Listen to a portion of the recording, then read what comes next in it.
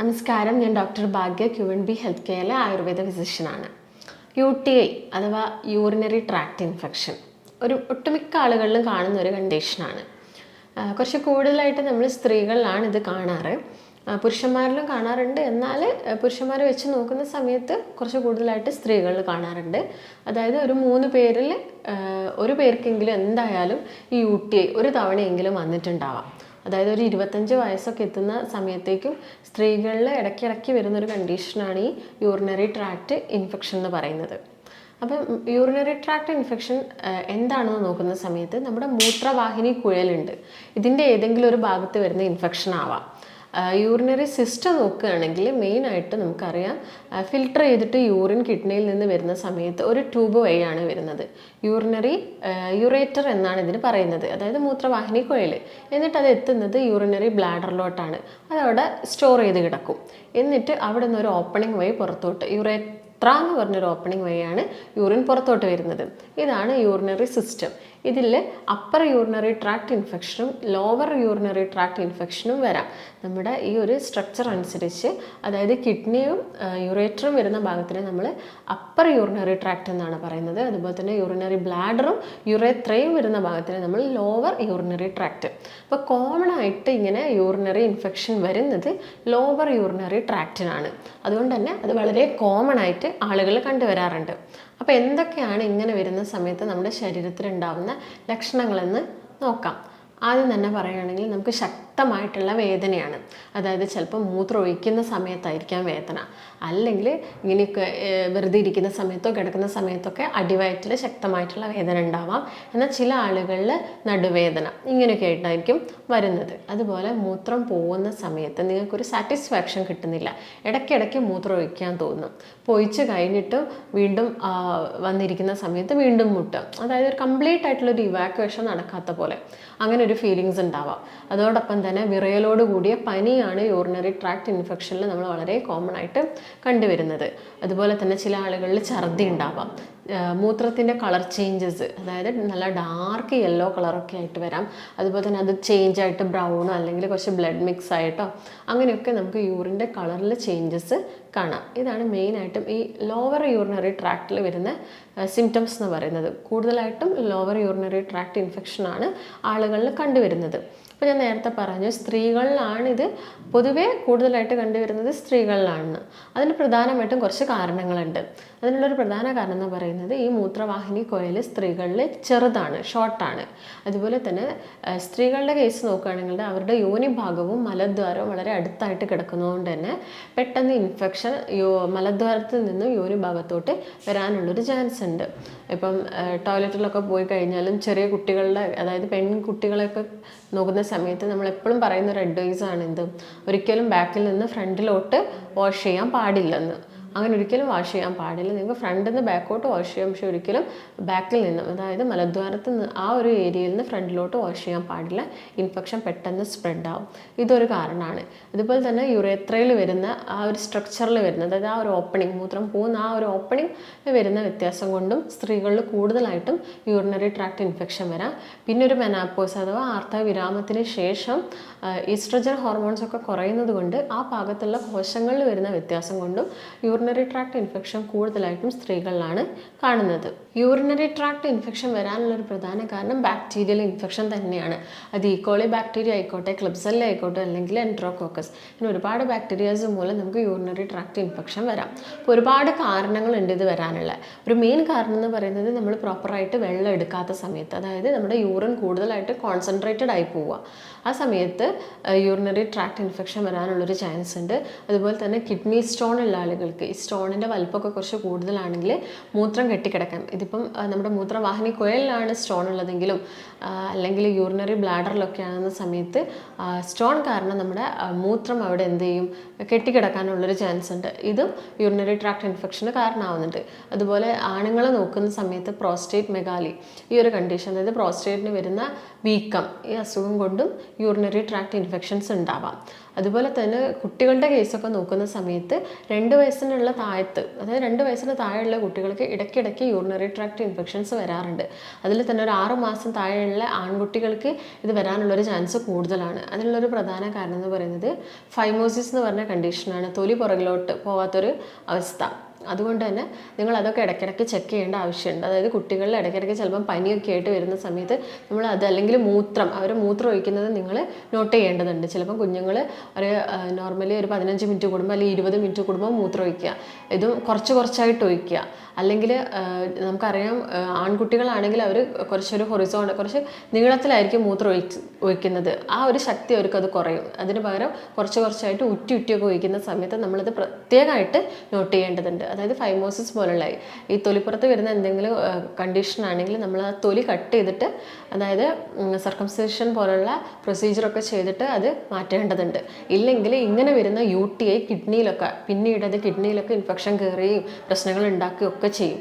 അതുപോലെ തന്നെ കുഞ്ഞുങ്ങളിലാണെങ്കിൽ ജനിക്കുന്ന സമയത്ത് മൂത്രവാഹിനി കുഴലിലുണ്ടാകുന്ന എന്തെങ്കിലും തകരാറുകളൊക്കെ ഉണ്ടെങ്കിൽ അവർക്ക് പിന്നീട് ഫ്യൂച്ചറിൽ കിഡ്നിക്ക് പ്രശ്നങ്ങളോ ഹൈപ്പർ ടെൻഷനോ അങ്ങനെ ഒരുപാട് കണ്ടീഷൻസൊക്കെ ഉണ്ടാവും. അപ്പം നമ്മൾ കുഞ്ഞുങ്ങളുടെ കേസിൽ നമ്മൾ പ്രത്യേകമായിട്ട് കെയർ കൊടുക്കണം.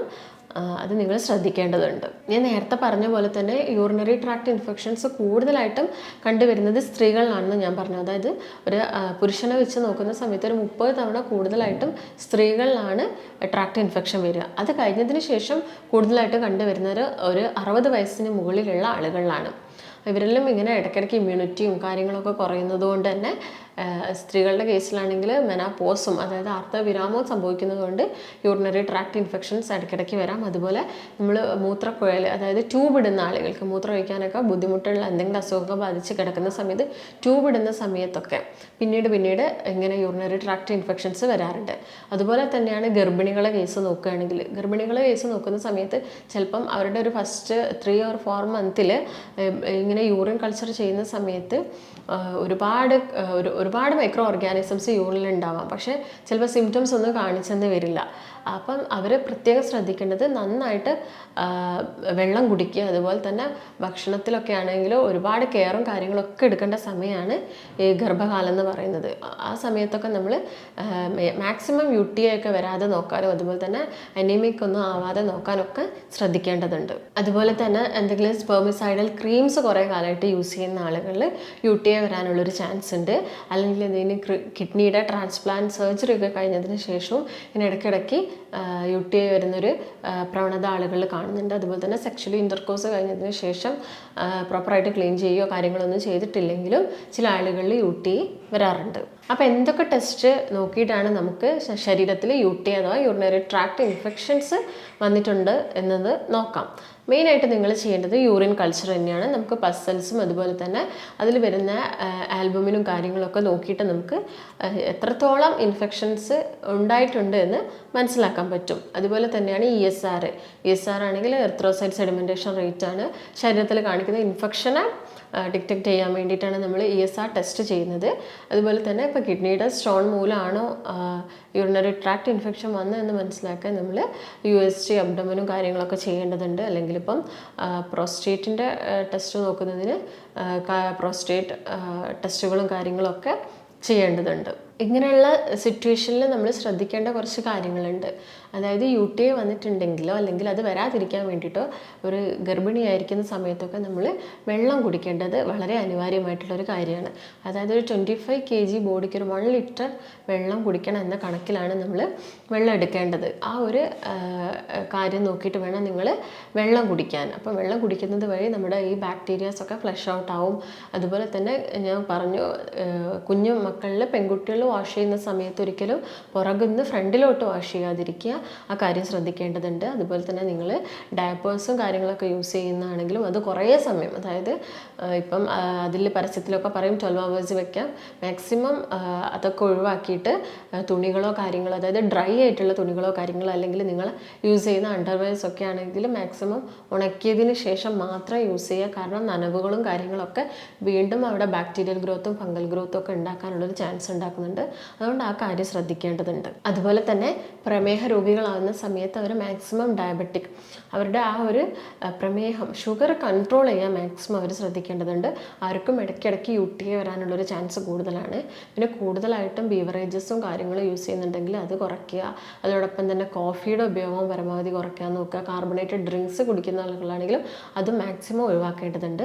അതിന് പകരം നമ്മൾ ഭക്ഷണത്തിൽ ധാരാളം ഇൻക്ലൂഡ് ചെയ്യുക. വാട്ടർ കണ്ടൻസ് ഉള്ള ഫ്രൂട്ട്സ്, ഇപ്പോൾ വാട്ടർമെലൺ ആണെങ്കിൽ നിങ്ങൾക്ക് ധാരാളം ഉപയോഗിക്കാം, അല്ലെങ്കിൽ വൈറ്റമിൻ സി റിച്ച് ആയിട്ടുള്ള ഫ്രൂട്ട്സുകൾ ധാരാളം ഉപയോഗിക്കാം. എന്നാൽ ഒരു ട്രാക്ട് ഇൻഫെക്ഷൻ വന്ന സമയത്ത് ചിലപ്പം ചില ആളുകളിൽ വൈറ്റമിൻ സി റിച്ച് ആയിട്ടുള്ള ഓറഞ്ചോ മൊസമ്പിയോ അങ്ങനെയൊക്കെ എടുക്കുന്ന സമയത്ത് ചെറിയ ചെറിയ ഇറിറ്റേഷൻസും കാര്യങ്ങളൊക്കെ ഉണ്ടാക്കാറുണ്ട്.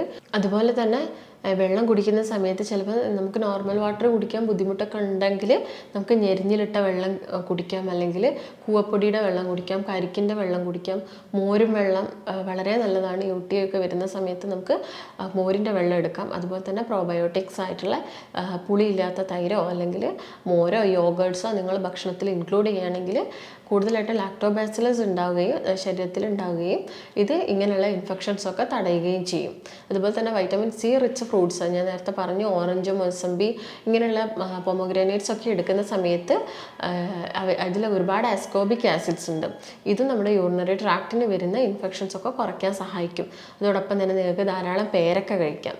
പേരക്ക കഴിക്കുന്ന സമയത്ത് നമുക്കറിയാം ഓറഞ്ചിനേക്കാളും മുസമ്പിനേക്കാളൊക്കെ ഒരുപാട് വൈറ്റമിൻ സി അടങ്ങിയിട്ടിരിക്കുന്നത് നമ്മുടെ പേരയ്ക്ക, നെല്ലിക്ക പോലുള്ള ഫ്രൂട്ട്സുകളിലാണ്. അപ്പോൾ അതും ധാരാളമായിട്ട് എടുക്കാൻ ശ്രദ്ധിക്കുക. അതുപോലെ തന്നെ നിങ്ങൾക്ക് നിങ്ങളുടെ ഡെയിലി ഭക്ഷണത്തിൽ പപ്പായ, മാക്സിമം പപ്പായ ഇൻക്ലൂഡ് ചെയ്യാൻ നോക്കുക. ബനാന, പഴം ധാരാളമായിട്ട് കഴിക്കാൻ നോക്കുക. നട്ട്സ് കഴിക്കാൻ, നിങ്ങൾക്ക് ഓട്സ് കാര്യങ്ങളൊക്കെ നമുക്ക് ഭക്ഷണത്തിൽ ഇൻക്ലൂഡ് ചെയ്യാം. അപ്പോൾ നിങ്ങൾ മെയിനായിട്ട് ശ്രദ്ധിക്കേണ്ടത് വെള്ളം കുടിക്കാനാണ്. അതുപോലെ തന്നെ പ്രോപ്പറായിട്ട് ഡ്രസ്സും കാര്യങ്ങളൊക്കെ ഡ്രൈ ആക്കിയിട്ട് യൂസ് ചെയ്യുക. അതുപോലെ തന്നെ കൂടുതൽ കാഠിന്യമുള്ള സോപ്പും കാര്യങ്ങളൊക്കെ ആ ഒരു ഭാഗത്ത് ക്ലീൻ ആക്കുന്ന സമയത്ത് യൂസ് ചെയ്യുന്നുണ്ടെങ്കിൽ ആ ഒരു ശീലം ഒഴിവാക്കണം. കാരണം അവിടെ നല്ല ബാക്ടീരിയാസും ഒരുപാട് കാണുന്നുണ്ട്. അപ്പോൾ നിങ്ങൾ കൂടുതലായിട്ടുള്ള, അതായത് കൂടുതൽ കാരടങ്ങിയ സോപ്പുകളൊക്കെ ഉപയോഗിച്ചിട്ട് നല്ല ശക്തിയായിട്ട് പ്രഷർ ചെയ്യുന്ന സമയത്ത് ഇങ്ങനെയുള്ള ബാക്ടീരിയാസൊക്കെ നശിച്ചു പോകാനുള്ളൊരു ചാൻസ് ഉണ്ടാക്കുന്നുണ്ട്. അതുകൊണ്ട് അങ്ങനെയുള്ള ശീലമൊക്കെ ഒഴിവാക്കുക. നിങ്ങൾക്ക് ചൂടുവെള്ളം ഉപയോഗിച്ചിട്ട് ആ ഭാഗം നന്നായിട്ട് കഴുകുക. കൂടുതൽ ഉപ്പൊന്നും ഇടേണ്ട ആവശ്യമില്ല. വെള്ളം കഴുകുന്ന സമയത്ത് നോർമൽ ആയിട്ടുള്ള ഹോട്ട് വാട്ടർ ഉപയോഗിച്ചിട്ട് നിങ്ങൾക്ക് അവിടെ കഴുകിയാൽ മാത്രം മതി. അപ്പോൾ നിങ്ങൾ ഈ കാര്യങ്ങളൊക്കെ ശ്രദ്ധിക്കേണ്ടതുണ്ട് ഇങ്ങനെ ഒരു UTI വരുന്ന സമയത്ത്. കാരണം UTI നമ്മൾ വളരെ നിസ്സാരമാക്കി വിടുന്ന സമയത്ത് അത് ചിലപ്പം കിഡ്നിയിലേക്കോ അല്ലെങ്കിൽ മറ്റുള്ള ഓർഗൻസിലോട്ടൊക്കെ സ്പ്രെഡ് ആവാനും ചാൻസുകളുണ്ട്. അതുപോലെ തന്നെ ഗേൾസിനെ നോക്കുകയാണെങ്കിൽ യൂട്രസ് പോലുള്ള ഒരുപാട് ബുദ്ധിമുട്ടുകളും പ്രശ്നങ്ങളും ഒക്കെ ഉണ്ടാവാനുള്ളൊരു ചാൻസ് ഉണ്ട്. അപ്പോൾ നിങ്ങൾ ഇത്രയും കാര്യങ്ങളൊക്കെ ശ്രദ്ധിക്കേണ്ട ഒരു കാര്യമുണ്ട്. അപ്പോൾ നിങ്ങൾ മാക്സിമം എന്ത് ചെയ്യുക, ഇങ്ങനെ UTI ഒക്കെ വരുന്നത് പ്രിവെൻറ്റ് ചെയ്യുക. വന്നു കഴിഞ്ഞാൽ ഞാൻ നേരത്തെ പറഞ്ഞ ഭക്ഷണങ്ങളും കാര്യങ്ങളൊക്കെ ഫോളോ ചെയ്യാം. അപ്പോൾ നിങ്ങൾക്ക് എന്തെങ്കിലും സംശയങ്ങളോ കാര്യങ്ങളോ ഉണ്ടെങ്കിൽ താഴെ കാണുന്ന നമ്പറുമായിട്ട് ബന്ധപ്പെടുക. നമുക്ക് മറ്റൊരു നല്ല ഹെൽത്ത് വീഡിയോ ആയിട്ട് വീണ്ടും കാണാം. നന്ദി.